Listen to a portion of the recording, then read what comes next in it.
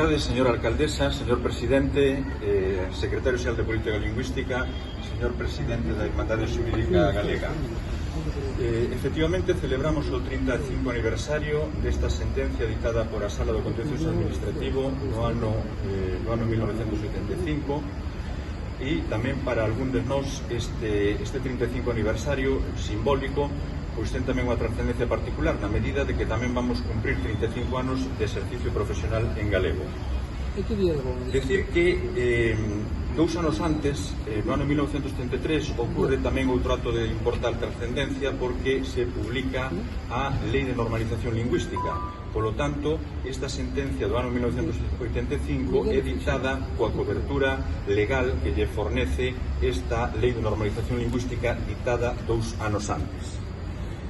Por que é fundamental, e reivindicamos aquí como Irmandade Xurídica Galega, que as sentencias se diten en galego?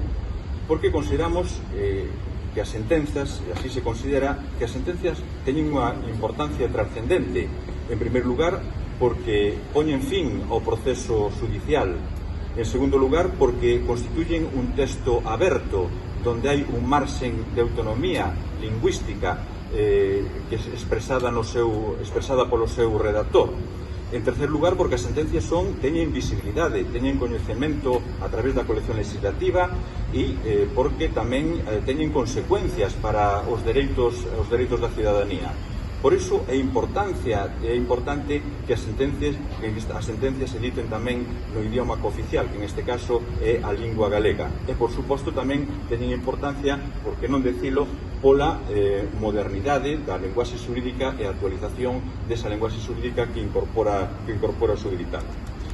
Decir, como aquí se dixo antes, que aínda estamos nun cativo 5%, melloramos respecto do ano 1985, pero as sentencias ditadas en galego representan cuantitativamente un 5% da totalidade das sentencias ditadas na nosa comunidade autónoma. Bueno, pois isto evidentemente, como se decía anteriormente, pois ten que ser, este rexistro ten que ser mellorado. E non se sabe moi ben por que isto non sucede, porque verdadeiramente non é por falta de cobertura legal. Referíame anteriormente á Lei de Normalización Lingüística que dá esta cobertura, pero tamén a dá unha lei, a Lei Constitucional, o artigo 3 da Constitución Española.